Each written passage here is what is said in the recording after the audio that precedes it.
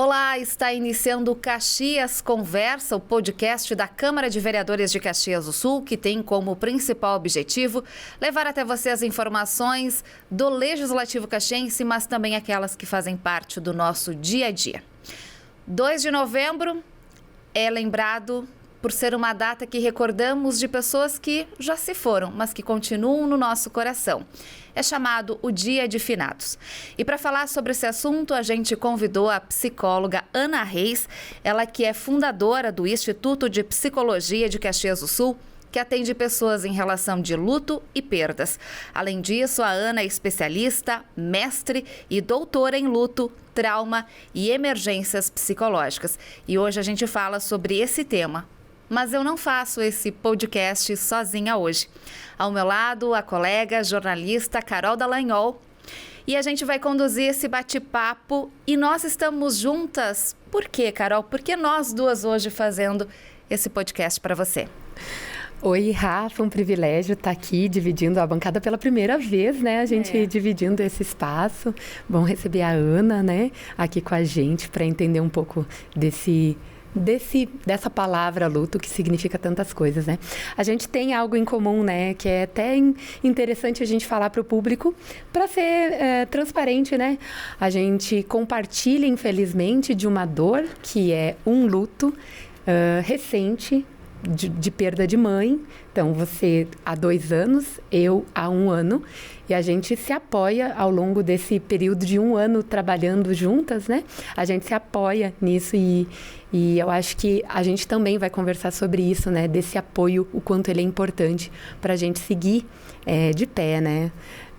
E por aí vai. E Ana, eu vou aproveitar, Rafa, já vou aproveitar e fazer a pergunta, né? Como é que a gente lida com esse luto de forma saudável e até que momento ele é saudável, né? Qual é o período que estabelece que seria o normal, né? De sentir ele e da forma correta correta não, mas da forma saudável, de fato, em relação a isso. Obrigada pelo convite, meninas. E é uma grande responsabilidade dupla, né? Por todos que nos ouvem, representando também outros enlutados como vocês. Nós, como profissionais que trabalhando com tudo que aconteceu no Sul, também nos sentimos num processo de restauração. E que esse espaço para todos nós, especialmente para vocês duas, seja um espaço de acolhida, de reconhecimento do amor que sustenta vocês e que sustentará pelo resto de suas vidas. Então começamos por aí, né? O luto é isso. O luto é exatamente o preço do compromisso de amar. Nós sentimos a perda porque nós amamos. E durante um longo período, talvez no 1º, no 2º ano, talvez até o 4º, 5º ano, esse vínculo ele se expressa através da saudade, através do amor manifestado, caracterizado por um conjunto de sintomas que são absolutamente normativos, esperados de se viver e que honram as pessoas com as quais a gente estabelece esse vínculo profundo, né? O Dr. Colin Parkes diz: o luto é o custo do compromisso de amar. Se não existe amor, não existe luto.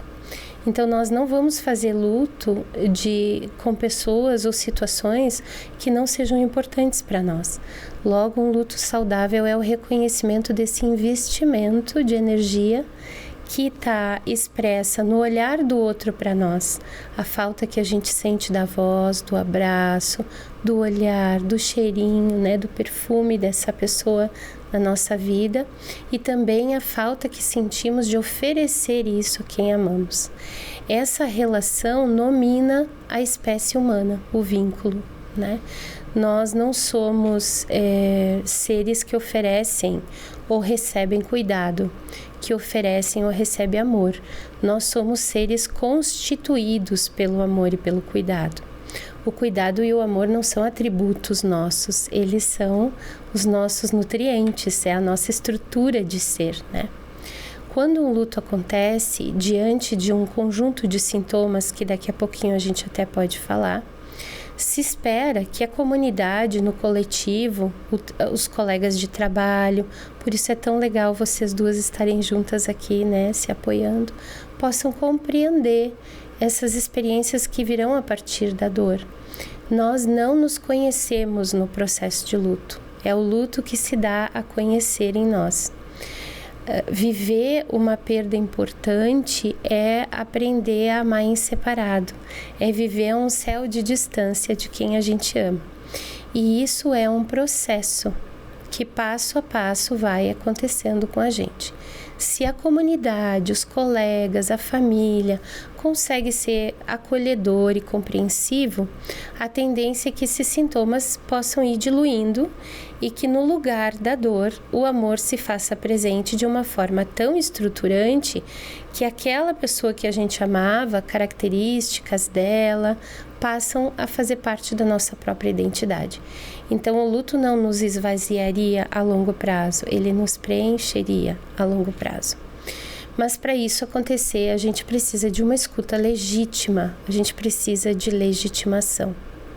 Quando um luto deixa de ser saudável?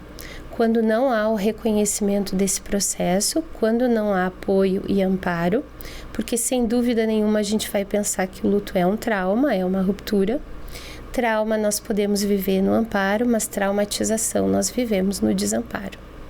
E o desamparo, a ausência de eco, de espelhamento, de compreensão, é que pode ir gerando o que a gente vai chamar no futuro de luto complicado. Como é que a gente caracteriza um luto não saudável? A partir de uma limitação importante, um bloqueio em alguma área das nossas esferas de vida, ou emocional, ou familiar, ou no trabalho. Então, esse impedimento, ao longo dos anos, né, vai gerando a ideia de que nós temos que buscar algum auxílio. Eu não sei se você já quer perguntar, Rafa.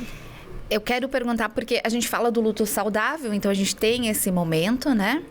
E a partir de quando a gente pode diferenciar o luto de uma depressão? Porque às vezes a gente não conseguiu passar por isso, né? A gente fica muito triste, a gente sente muita falta daquela pessoa, a gente chora em determinados momentos, né? Eu e a Carol já choramos muito aqui juntas.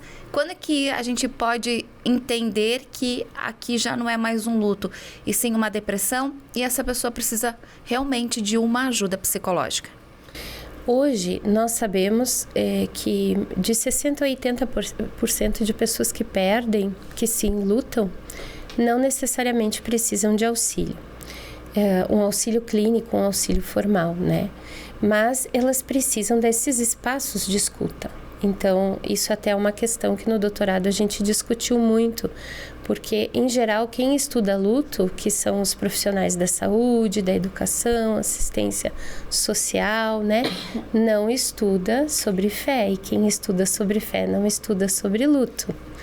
E no Brasil, hoje, depois do desastre aqui no Rio Grande do Sul e com a pandemia, nós temos 8 milhões de enlutados, porque calculem que para cada pessoa que a gente perde, pelo menos 3 pessoas vinculadas ficam sentindo a sua ausência, né? Sentindo esse conjunto de sintomas. Então, para onde vai essa população? Onde essa população busca recurso? Em geral, dentro das comunidades religiosas, dentro das empresas, onde não existe necessariamente uma boa instrumentalização, né?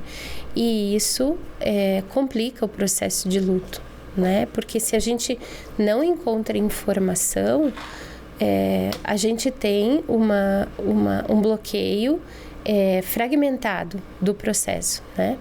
O não reconhecimento e não poder perceber o que é normativo que eu vou viver e receber essa informação como suporte gera essa fragmentação no cuidado e na escuta, né? Então, alguém pode escutar sobre fé, mas não escuta sobre o processo. E quem tem que fazer essa costura somos nós. No caso da depressão, a gente tem um aspecto diferenciado. O que é luto e o que é depressão? O luto é a ausência de alguém que eu amo muito do meu lado de fora. Vou pedir licença para falar da questão da mãe, né? Já que vocês estão trazendo. perder o pai ou a mãe é perder a retaguarda. A gente não conhece o nosso mundo sem eles. Então, perdê-los é se deparar com o mundo como ele não existia antes, né? E durante muitos anos é natural que todas as coisas que aconteçam na vida da gente, a gente pense, eu vou lá contar para eles, né? Eu perdi os meus pais também, eu me lembro do meu irmão dizendo, quando conseguiu um bom emprego, que ele queria ir lá bater na casa deles e contar, olha o que eu consegui, né? Então, essa ausência de retaguarda que gera uma sensação de desproteção.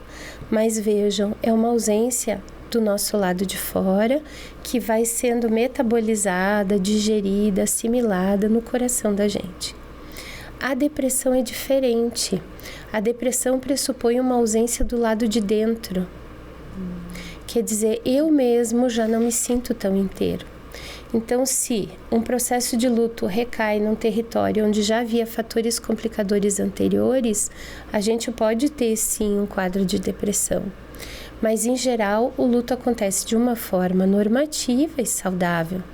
O problema é que nós vivemos numa sociedade hoje que não admite lágrimas, né? A nossa sociedade hoje é toda voltada para o sucesso, para a alegria, para o prazer. As lágrimas parecem ser coisas que se atravessam no caminho do fracasso, da impotência, da menos-valia.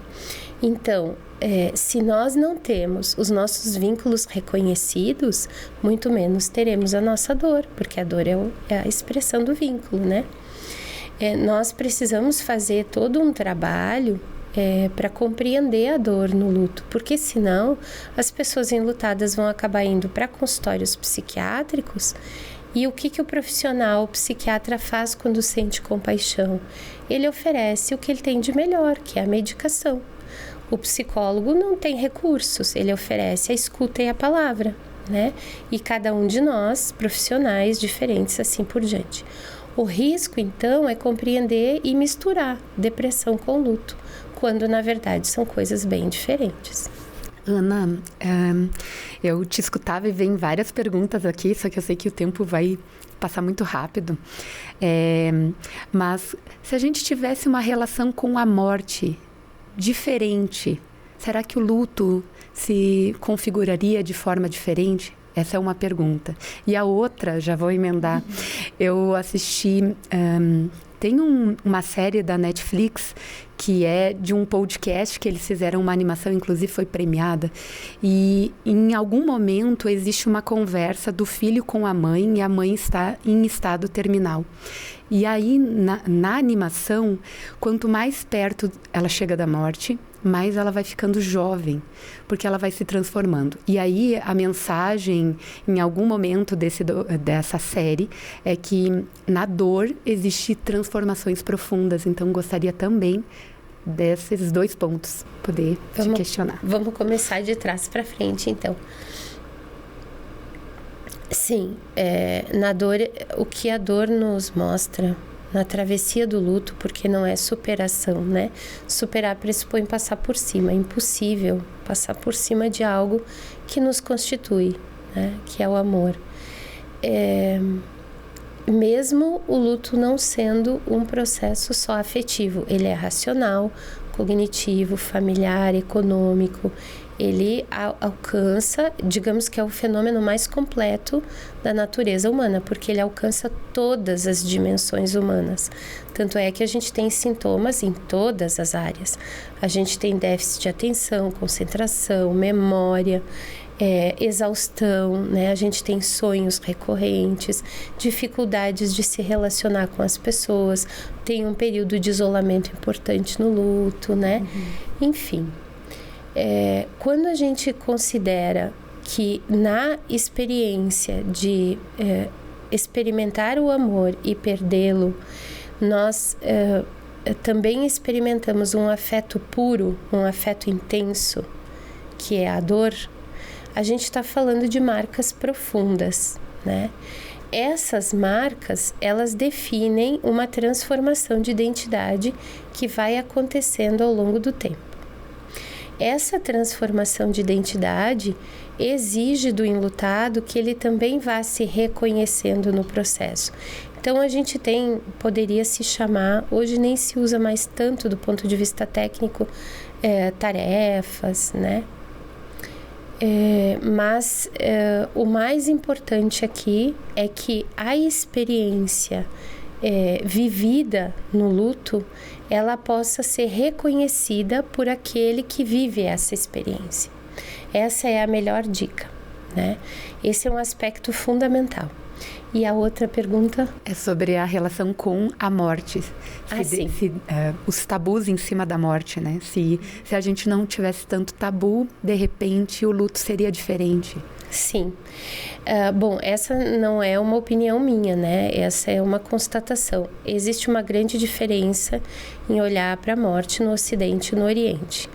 Culturas e religiões também definem formas de viver o processo de luto, embora ele seja o que ele é. Se nós conseguimos, como no Oriente, ter a morte como parte da vida, a gente tem um facilitador, sim, no processo de luto. Se a gente entende que a morte precisa ficar aquém da vida, a gente tem um importante dificultador, né?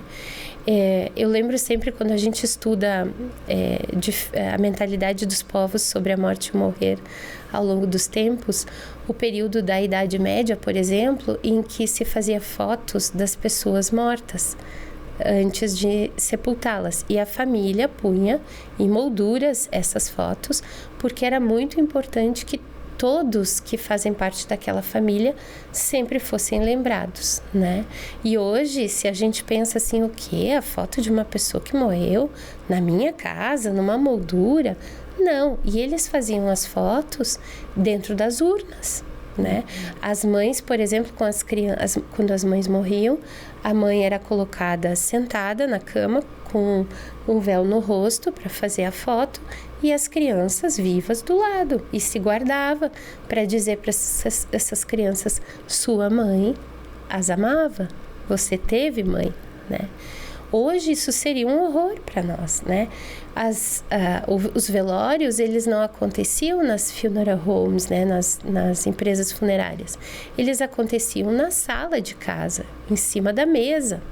Havia todo um conjunto de cerimônias com refeições compartilhadas e as crianças participavam. Com o tempo, à medida em que a tecnologia foi se desenvolvendo e a morte foi deixando de ser pertencer a um espaço espiritual, religioso e mais medicalizado, a gente foi jogando ela assim à margem da vida, né? E isso faz com que hoje a gente tenha todo esse trabalho de trazer de volta o reconhecimento da dor como parte natural. E como a dor nos ensina? Ela nos ensina através desse afeto puro e profundo. Eu não gosto da ideia que às vezes a gente ouve assim em algumas falas, talvez até excessivamente religiosas, que dizem que para a gente aprender algo no mundo tem que sofrer, né? Mas é verdade que aquilo que a dor ensina, a alegria não dispõe para nós, né? Isso é verdade. De qualquer modo, no processo de luto, quem define o destino que vai dar para o modo como atravessa o luto e a dor somos nós. Quanto mais amados, mais sofremos, mas também mais rápido nos recuperamos. Porque a mesma dor que faz o peito sangrar guarda a força do amor que fará o nosso rosto se erguer. O amor é uma via de duas mãos. Se eu fui amado, eu não posso desistir de mim, porque se eu desisto de mim, eu estou desistindo de quem me amou, né? E esse contrato puro de afeto profundo, essa marca profunda de amor, faz com que a gente, no nosso tempo, sem negar o que sentimos, possamos encontrar um amanhecer para nós. Que bonito, né? Programa bonito. Ana, a gente fala aqui, a gente estava falando agora da perda da morte, né?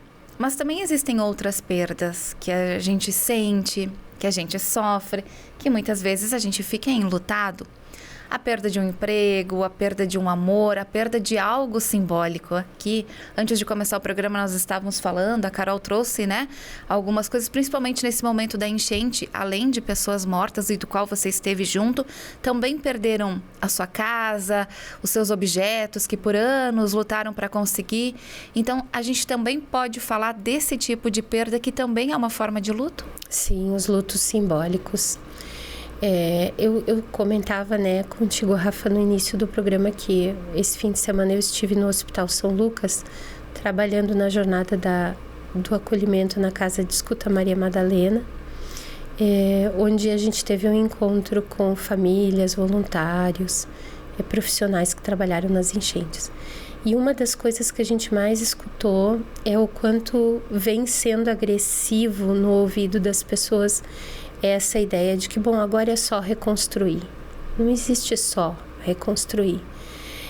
No caso de um desastre socioambiental, né, de um desastre dessa proporção que a gente viveu aqui no Sul, e nós fomos tão aguerridos, né, nós estamos sendo tão aguerridos, a gente experimentou um atravessamento muito duro na alma, da perda, uma violação completa de todas as referências básicas para viver.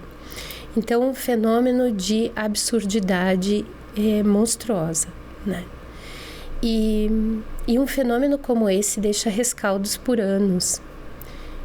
Nós tendemos a pensar, e a gente ouviu muito isso trabalhando com as pessoas e as equipes, que a perda de objetos pode ser subestimada em relação à perda de vidas.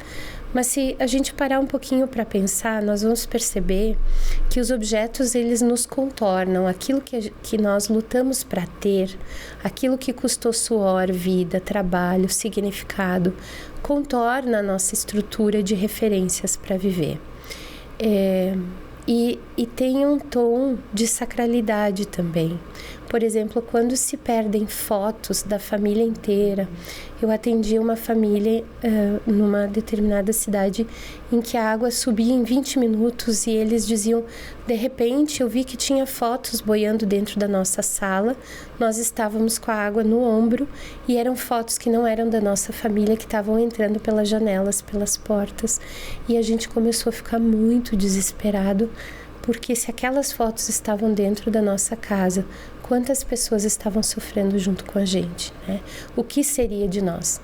Então, os objetos, eles nos dão informações sobre nós mesmos, eles nos reasseguram e eles carregam uma carga emocional importante do sentido da vida, do propósito. Memórias, né? As memórias.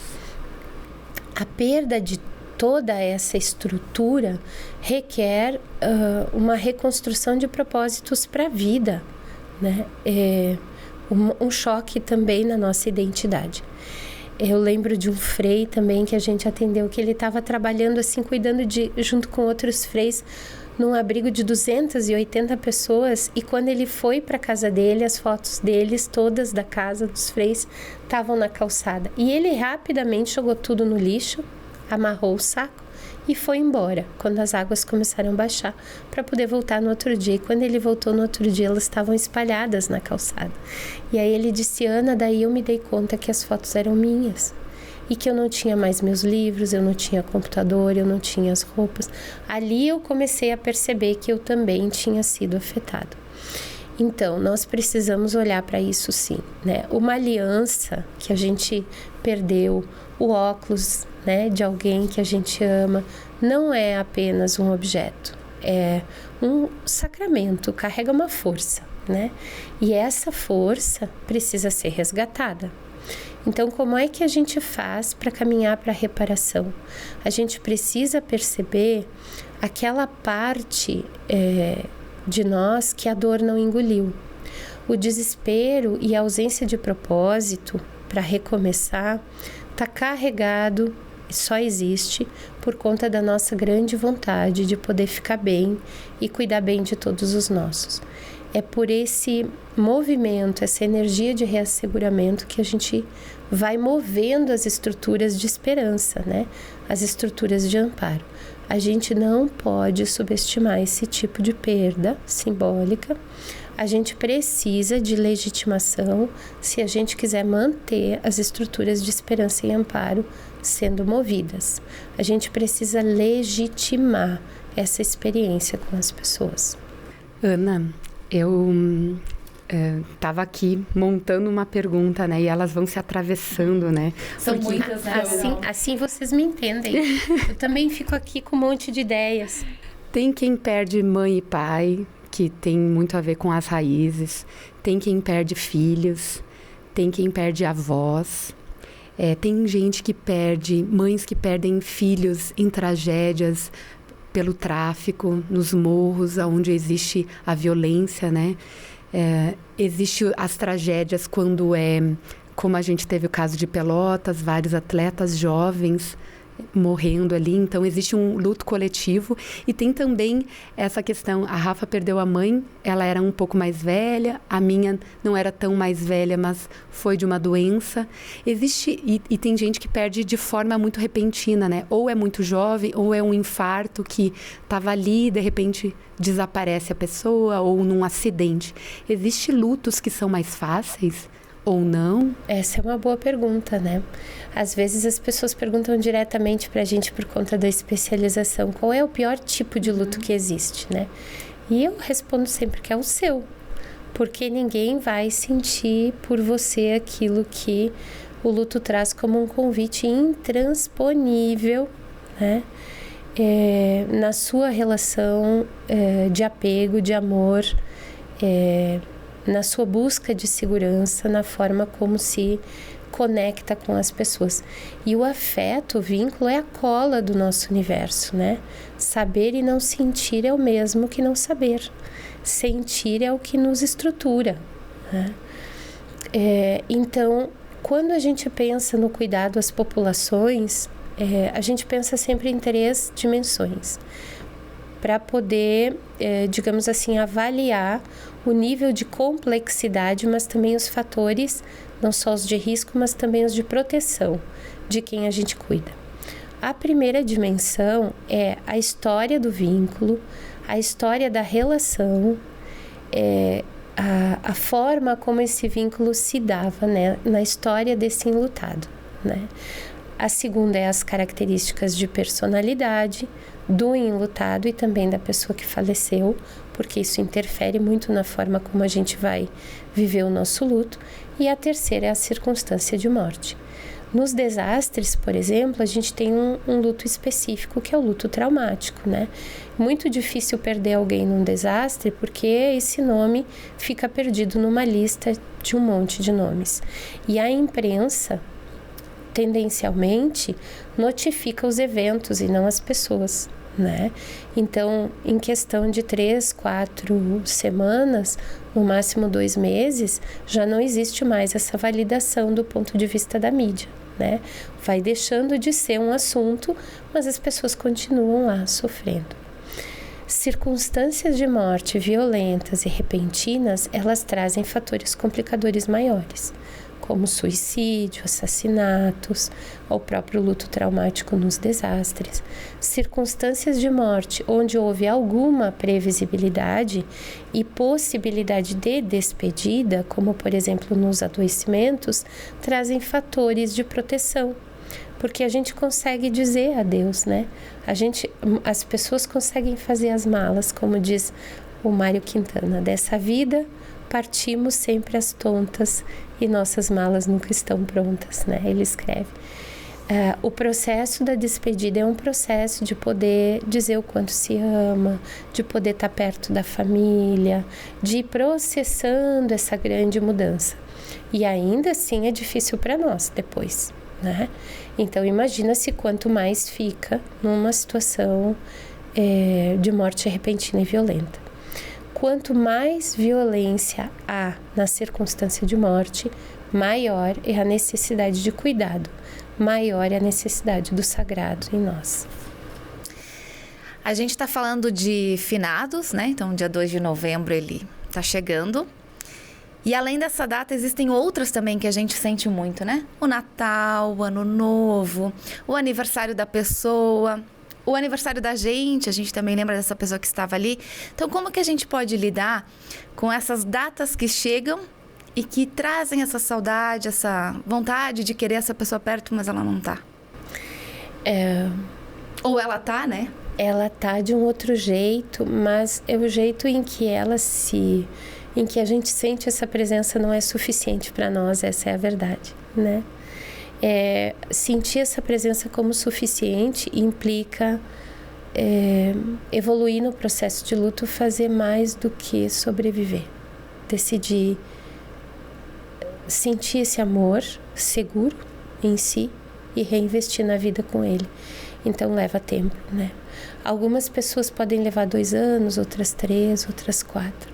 Quem dera eu pudesse dizer como passar por isso, porque é um processo tão íntimo que eu acho que a melhor resposta aqui é que a gente possa se escutar e fazer aquilo que o nosso coração demanda. Às vezes as pessoas perguntam, em finados, é legal ir no cemitério, levar flores, né?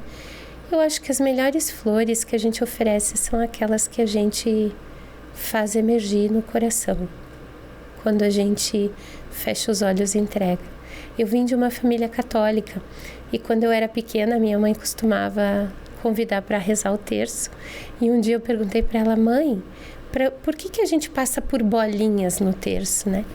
Rezando a Ave Maria. E ela disse assim, porque cada bolinha, filha, é uma flor que tu tá plantando lá no céu. E aí as pessoas, quando forem embora daqui, elas vão ter o seu jardim lá já. Tu também vai ter o teu. Ela já introduziu uma ideia de que eu também um dia iria embora. Quando ela morreu, eu pensei, nossa, que bom que eu rezei o terço com ela, porque ela deve ter um jardim enorme lá em cima, né? Então, talvez no Natal, no Ano Novo, no dia do aniversário, a melhor coisa a fazer seja aquilo que era muito íntimo, seu e da família. Por exemplo, eu acompanho nos grupos de apoio da LUSP, né? A LUSP tem vários grupos de apoio gratuitos que atendem enlutados do Brasil todo, online. Acompanho os relatos deles, trazendo no Dia das Mães, por exemplo, fazendo a maionese que a mãe gostava. E tem sempre alguém na família que acerta a mão, né? Então essa pessoa reúne todo mundo naquela casa. No Natal, as flores brancas, as rosas brancas que o pai gostava tanto, poder ser colocada sobre a mesa. Essa forma de honrar de uma maneira bem íntima, é isso que nos ajuda. É isso que traz de volta essa energia que foi investida em nós, né? Isso que faz com que a morte não tenha vencido. Com o tempo, a gente separa o que é a morte do que é a pessoa amada. A Marília Ancona Lopes tem uma frase que eu gosto muito. Ela diz assim, a morte não é o final da existência, é a existência fora do nosso alcance, né? Os pais do grupo de apoio, eles trazem muito assim, de que quando os filhos estavam aqui, eles pegavam o telefone, iam abraçar, conversavam. Hoje eles fecham os olhos e estão lá, conversando com eles.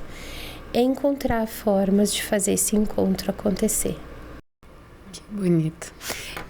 Isso faz eu lembrar que normalmente, esse encontro lá em casa acontece quando eu e a minha irmã estamos juntas.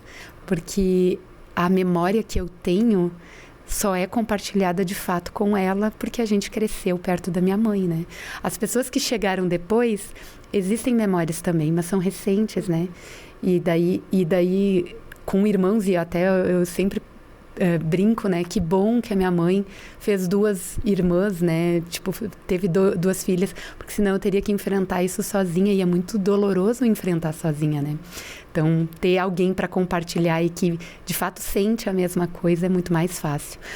Ana, quando a gente pensa no luto infantil, quando é a criança que perdeu uma avó, quando é a criança que perdeu um pai ou uma mãe, Como é que a gente lida com isso? Esse é um tema fundamental.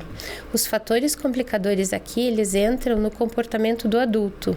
A criança, em geral, lida muito bem com a questão da morte. Ela consegue assimilar e compreender no seu tempo, desde que ela receba as respostas e seja incluída no processo de luto da família.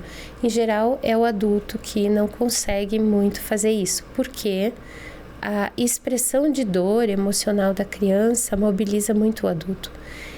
No trabalho, dentro do Instituto LUSP, a gente vê assim o número de angústias e dúvidas que os adultos têm. Por exemplo, leva no ritual fúnebre? Não leva? Como que faz para levar, né?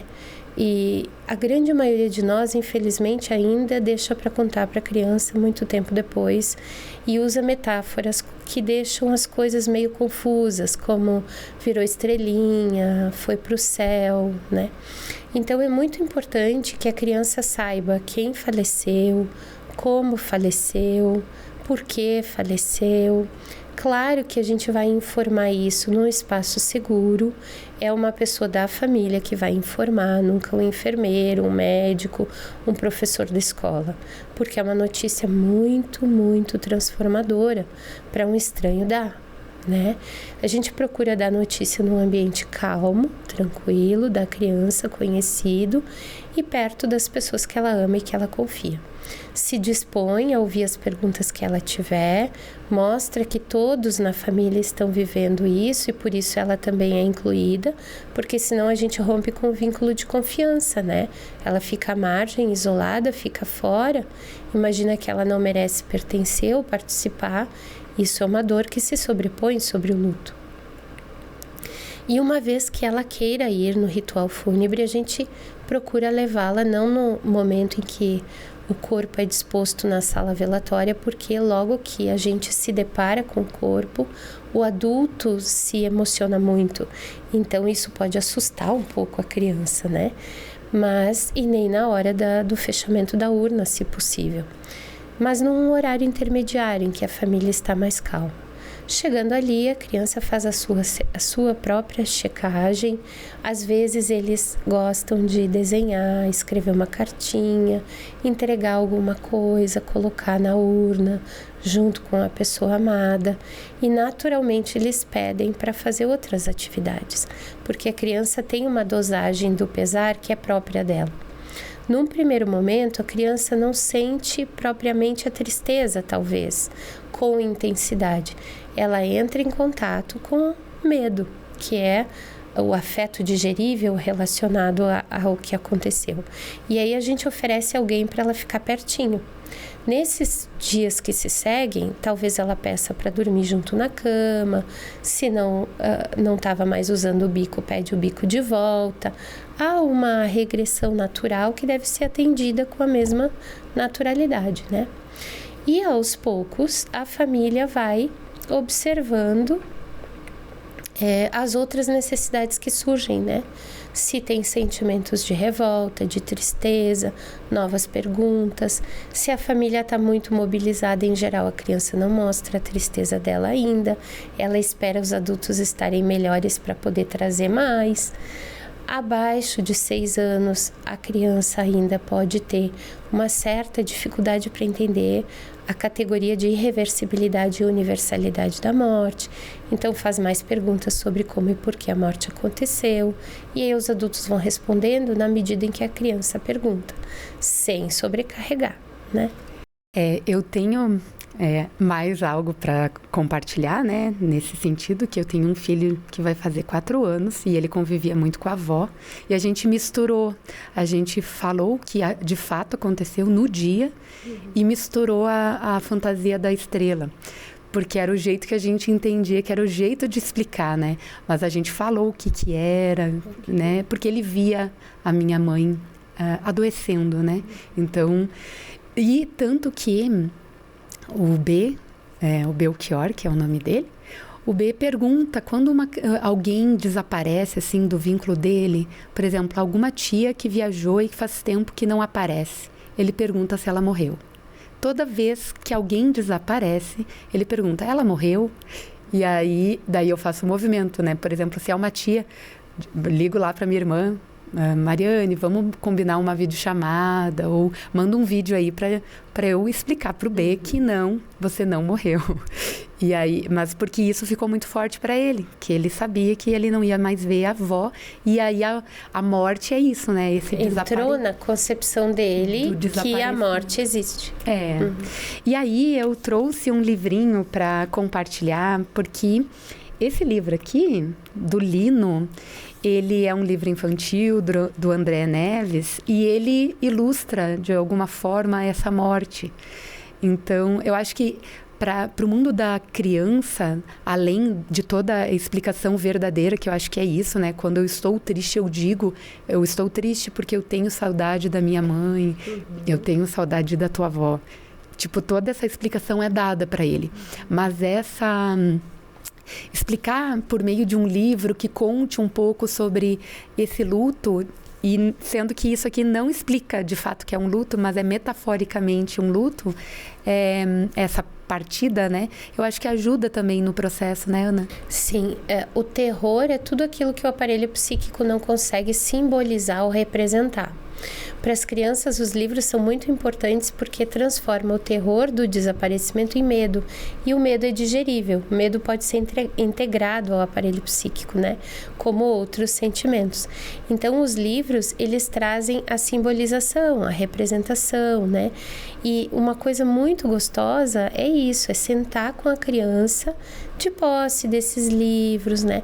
Deixando ela explorar no tempo dela, sem sobrecarga, sem imposição. E acompanhando também outros sintomas, como diminuição de apetite, o aumento de apetite, febres, é comum também, uma febre recorrente, emocional, evitar novas mudanças para as crianças, para elas poderem assimilar uma mudança de cada vez, né? Muito difícil é perder alguém que a gente ama, mudar de endereço, mudar de escola, perder os amigos, né?